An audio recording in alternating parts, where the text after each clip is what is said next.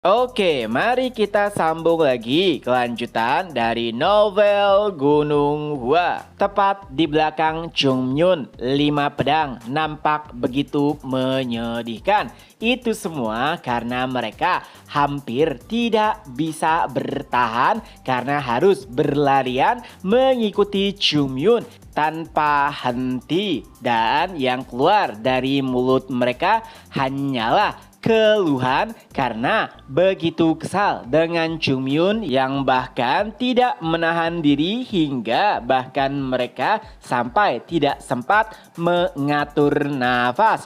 Baekhyun pun berkata kepada Chung Myun, "Baiklah Chung Myun, karena kita tidak tahu di mana dia dan bagaimana rupanya, lebih baik kita mandi dan istirahat sejenak." Mendengar usulan tersebut, Chung Myun langsung menanggapinya. "Senior, bagaimana bisa kau memimpin Gunung Hua di masa depan dengan pemikiranmu yang seperti itu? Bukanlah sebuah masalah besar jika kita tidak tahu di mana dia dan bagaimanakah rupanya." Hingga beberapa saat setelahnya muncullah beberapa orang dari semak-semak. Awalnya beberapa murid menganggap jika itu adalah penyergapan, tapi ternyata mereka berasal dari serikat pengemis. Pimpinan mereka pun menghampiri Chung Myun dan memberikan hormat kepadanya. Nah, ternyata Hongdae telah memberikan pesan kepada serikat pengemis yang berada di sana untuk membantu naga ilahi Gunung Hua. Jadi, Chung Myun tidak perlu repot-repot lagi mencari di manakah saat ini peniru berada. Ia pun bertanya kepada pengemis tersebut, "Jadi, di mana dia sekarang?" Dan pengemis itu pun menjawab, "Baiklah, aku akan memandumu ke sana." Tanpa basa-basi, Chung Myun pun kembali bergerak. Mengetahui hal tersebut, murid-murid lain pun nampak mengeluh. Seseorang berkata, "Apa? Kita harus lari lagi? Tidak bisakah kita beristirahat sejenak?" Lalu Chung Myun pun menanggapinya, "Memangnya kenapa? Apakah ada masalah? Kita hanya perlu menangkap si peniru, barulah beristirahat setelahnya." Sejujurnya, apa yang dikatakan Chung Myun memang benar. Jika mereka mengulur-ngulur waktu, lalu si peniru melarikan diri, maka akan lebih sulit bagi mereka untuk bisa mengejar si peniru. Tapi permasalahannya adalah mereka bahkan belum sempat mengatur napas mereka sendiri dengan benar. Tapi mereka juga tidak bisa mengeluh dan pada akhirnya pun menyusul Chung Myun dari belakang. Tujuan mereka adalah Ordo Pedang Emas. Dan sesampainya di sana, mereka pun dihentikan oleh para penjaga. Seseorang penjaga bertanya, "Siapa kalian dan apa yang kalian ingin lakukan di sini?" Nah, Baekhyun pun menjelaskan bahwa mereka adalah murid-murid dari Gunung Hua. Dan kedatangannya ke Ordo Pedang Emas adalah untuk menginvestigasi seseorang yang mengaku-ngaku sebagai murid Gunung Hua. Mendengar penjelasan dari Baekhyun, penjaga gerbang pun tertawa. Mereka bahkan menganggap kelompok Baekhyun sebagai orang gila yang tidak tahu tempatnya. Tentu saja mereka memiliki alasan kenapa menganggap Baekhyun dan rekan-rekannya sebagai penipu. Itu semua karena penampilan mereka nampak begitu menyedihkan. Mengetahui hal tersebut, Baekhyun pun nampak kesal. Ia pun berkata kepada Chung Myun, "Bukankah sudah kukatakan kita seharusnya mandi dulu?" Tapi Chung Myun sama sekali tidak peduli dengan perkataan Baekhyun. Ia sudah keburu kesal. Apalagi dari apa yang dijelaskan oleh para penjaga, mereka menganggap murid Gunung Hua yang berada di dalam seperti bangsawan yang harus dihormati. Chung Myun pun ingin menerobos, tapi mereka pun dihentikan. Baekhyun berusaha meyakinkan mereka, tapi nampaknya para penjaga sudah sulit untuk mempercayai Baekhyun dan yang lainnya. Apalagi mereka juga datang dipandu oleh para para pengemis. Baekchun yang frustasi pun berkata, baiklah, kami akan membuktikan bahwa kami berasal dari Gunung Hua. Sayangnya sulit juga bagi Baekchun untuk membuktikan identitas mereka hingga pada akhirnya Chung Myun pun mengeluarkan sarung pedang sambil berkata, senior, sepertinya aku sudah tidak bisa menahan diri lagi. Kita harus segera masuk dan karena mereka menginginkan bukti, maka aku akan memberikannya. Di sisi lain, Jin Yangon akhirnya menerima segepok uang dari pimpinan Ordo Pedang Emas. Tentu saja ia begitu terkejut dengan jumlah yang diterima. Itu adalah uang yang tidak pernah ia lihat seumur hidupnya. Tapi Yangon berusaha untuk menenangkan dirinya. Ia juga berkata, terima kasih pimpinan, aku tidak akan pernah melupakan kebijaksanaanmu. Seluruh uang ini akan aku berikan kepada mereka yang membutuhkannya. Sang Man tentu saja nampak tersentuh dengan perkataan Yangon.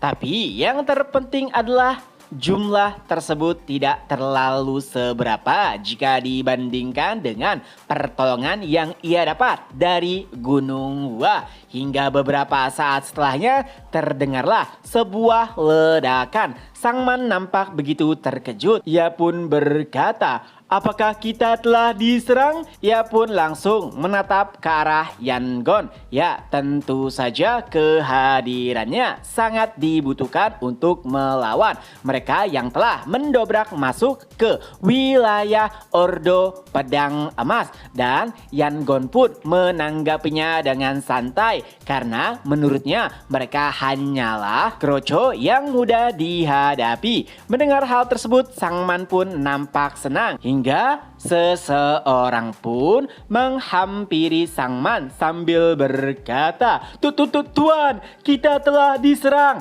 Lalu Sang Man pun menanggapinya, siapa bajingan yang berani menyerang Ordo Pedang Emas? Apakah itu klan tombak besi? Dan ia pun menjawab, bukan. Mereka berkata jika mereka berasal dari Gunung Hua. Tentunya itu membuat Sang Man bingung. Ya, jika mereka berasal dari Gunung Hua, kenapa mereka malah menyerang kediamannya? Hingga tak lama kemudian, seseorang pun muncul setelah menghajar seluruh penjaga dari Ordo Pedang Emas. Ia juga berkata dengan suara yang begitu kesal, Siapa di sini yang mengaku-ngaku sebagai murid Gunung Hua?